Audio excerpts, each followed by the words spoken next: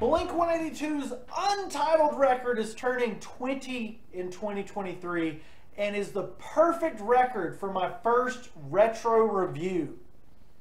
Or is it?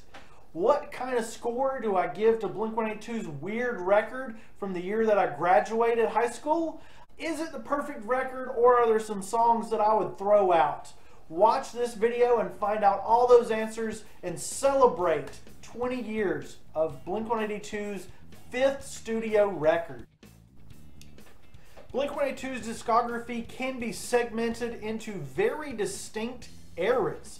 You've got the early era with Cheshire Cat and Dude Ranch, their breakthrough pop era with Enema of the State and Take Off Your Pants and Jacket, and this Untitled record is paired with Neighborhoods for their more serious experimental era. And then we've got the Skiba era of California and 9. So that's pretty interesting, and I cannot wait to see what happens on the newest 10th or 9th Blink-182 record.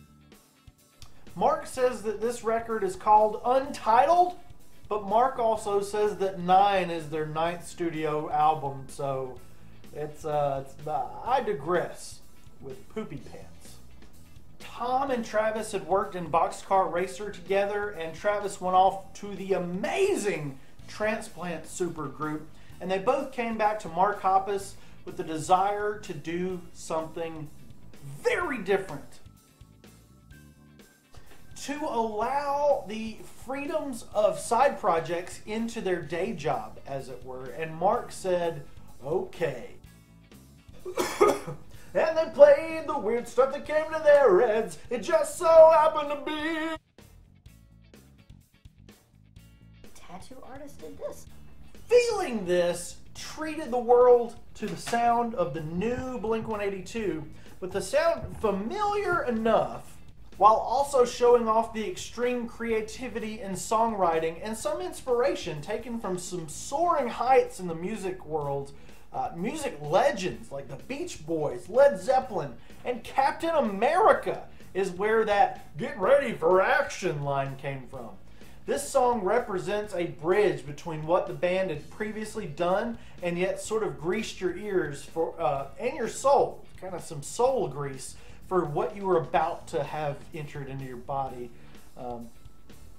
Gets into the sort of the sounds as it fades into something not so obvious. If you were a Blink-182 fan wanting to get more of what had come before Untitled, there are 2 other tracks that harken back to the Enema of the State, and that is Go and Here's Your Letter. So in addition to Feeling This, with Mark at the helm on lead vocals, a lot of these tracks did transport us back to that Enema Toy Podge era. Obvious shows off a strange and lopsided song structure that sounds pained and buoyant at the same time. And if you listen closely, you can, at the 51-second mark Hoppus and the 55-second mark, you can actually hear Travis freaking Barker singing, which is incredible. Yeah. Tom's guitar work on this song and his screaming on this track have been praised across the entirety of the interweb. And guys, for this song, it is well deserved. What can I say about I Miss You that hasn't already been bored to death? It does have me revisiting Love Cats by The Cure, but I'm not sure why. Maybe some Chainsmokers as well. It's an acoustically recorded track through and through, and it was intended to be a very drastic change from anything Blink-182 had done prior to this. It's an artistic brushstroke of the drum set that really just spoke to millions of people. I've got to adjust the microphone now. Not this one. This one doesn't work for some reason. Violence shows off the core sound of the record. It's thematically like a sexy sister to Feeling This. Dude, Your Sister's Hot. You guys know that song? This is with a lust for that wild girl on the dance floor, slam dancing to the punk rock. I like the ones ones that say they listen to the punk rock. I am anti-interlude, but gosh darn it, this record and Bad Religion's Empire Strike First will go down in history as having some banging interludes. Whoa.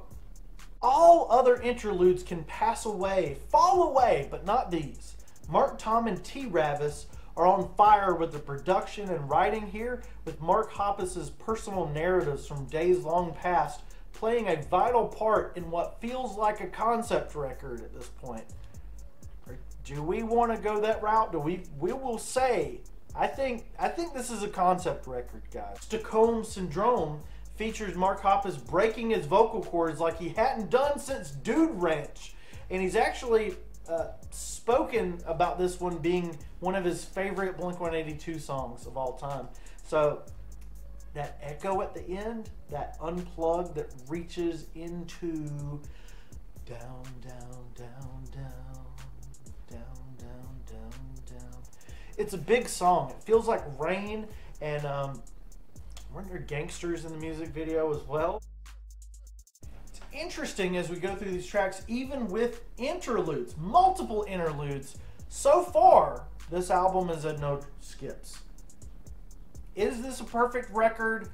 You gotta hang in with me a little bit longer. Robert Manning Jr. Plays the main keyboard jam, and he was a prominent member of Beck's band for some time, so that's interesting. We're talking about another interlude now in The Fallen interlude. It's a striking hip-hop Travis Barker production, and actually the lead vocals are by Minnow. Those drums, oh my God. Go, we gotta talk about Go. Go is one of my favorite songs of all time in Space and Coffee, and you better watch out because this song's a sad one. While Go is not specifically about Mark's family life, Hoppus has stated that it's such a touchy situation that he'd rather not go into detail about who it's really being the narrative for. It's a straight up punk song, and I straight up rock to this one often, and it's on most of my CDR mixes that I've made. It's ridiculous. And there's also, like, you know, you got Mark and Travis, but like, you guys remember this guy, Tommy DeLonge? I think you guys remember him. Don't remember to forget that guy, because he's the reason that Blink-182 tickets can only be bought by billionaires' children in 2023. I am a broke YouTuber, so I could only afford to see Blink-182 during their Skiba era. I actually really enjoyed the Skiba era. I was looking forward to a third record from that. Alkaline Trio, just freaking amazing. And the Skiba era actually led to my son being born, so that's incredible. Life is weird. Asthenia, how do you say that? Reminds me of Not Now, but much, much better. I'm actually not a fan of Not Now, but this one is incredible. Tommy D brings out his Angels and Airwaves dust, inhaling heaping clumps into his nose. Oh, you're so sexy. Oh yeah. Jangling ponderance on the outskirts of space, and I'm usually alone and tired. Yeah. The biggest point I'd like to make on asthenia is that the definition of asthenia is pretty funny. It's abnormal physical weakness or lack of energy. And that while this is the weakest link in the record, it's phenomenal. You're only as strong as your weakest link, right? And this weakest link called asthenia, it's Spaceballs good. Earth Girls are easy boys. Tom really talked up the next song, and I always thought that he was seriously angry that this single didn't become the biggest song of all time in Space and Coffee. I thought that this was the reason Blink-182 split up the first, second, or third time. But Wikipedia tells me that he was being tongue-in-cheek or butt or something. Inspired in part by rock band Missing Persons, Always should have been almost as big as Tommy D wanted it to be. I mean, seriously, nobody's ever written a song about wanting to hold, kiss, touch, taste, or feel a woman before. The aliens must have given Tommy D this magical power to write a song about a woman. A woman! Oh yeah, so sexy too. Hi, how you doing? An interesting parallel is that the Always music video's complicated filming resulted in a final product not unlike Weezer's The Good Life music video, which is amazing! I love both of those. Easy Target is easily a highlight of the record, possibly one of the best and heaviest songs in Blink-182's catalog. It's got a trade-off vocal split between Marky and Tommy Ramone. I mean, Mark and Tom Delonge, and continues the reference to this insufferable woman, a bully named Holly. What the? She's a jerk. She is a jerk. Now I wonder how what's her name has been. Easy Target was written after producer Jerry Finn related a story where he was invited to a popular girl's house that he was in love with when he was younger, and as he arrived on his bike, she and her friends hosed him down, down, down, down. They made him soaked. They did this with a garden hose. And here in South Carolina, we call them hose pipes, which is very confusing to people like Blink-182 who like to live in the beautiful haze of suburbia. When Easy Target says that's what she wanted, that story about Jerry Finn is what Mark is singing about. She wanted to be cruel to Jerry Finn.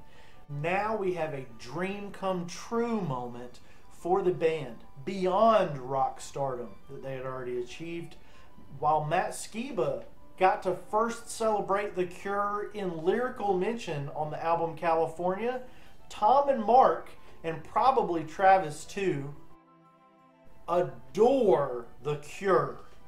Mark is the ultimate Cure fanboy of the group, and Robert Smith himself worked with them on all of this. This song was so beloved by all involved with it that it could have been, and it was rumored to have been, in line as the next single from the record. But with Always reception disappointing Tommy DeLonge ultimately leading him to want to squirt Mark and Travis with water hoses with the hose pipes and fly away in a spaceship that exists, it was never to be. There's a J, but nothing to irk to on this one. It's pretty good. My least favorite, though. All of this is the same narrative as Easy Target, but with a darker, more introspective take and thought process instead of anger. Can we identify this girl? I'd be interested to see what prison she's in and how her and Bubba are getting along. You know what I'm saying? What a scumbag on a mission. So Mark's hero complimented the band and really liked the direction they were headed with self-titled, untitled, Blink-titled. Now we are all up in the butt end of Untitled, self-titled, Blink-182 with Hoppus led Here's Your Letter. Is it a J hidden in the artwork? Is it a K hidden in the artwork? And if you dig deeper into the Blink-182 letter lore, this album is H, and you can, let's see, I've got the pink disc. I think I've got a rarity there, but I think that this pattern is like, it's an H, right? It's got the line and then the hump right there. So that's some real hardcore Blink-182 stuff for you there, ma'am. I think I saw this lady. If you are more of an expert on the Blink-182 hiding alphabetical letters in their discography lore, please explain to me if 9 actually is included in the comments. That just, it gets really crazy later on in their discography. Mark's lyrical narrative and arch over this record are focused on lack of or damaged communication skills. in the concept record that we get here. Here's a letter, filters in some real world drama from Blink-182 from two different perspectives, Mark and Timmy's.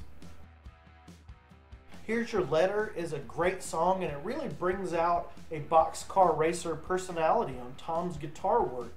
And Mark's bass solo is perfectly in sync and dances with the strums, chords, and vibrato that it's actually kind of hard to tell this song has any bass.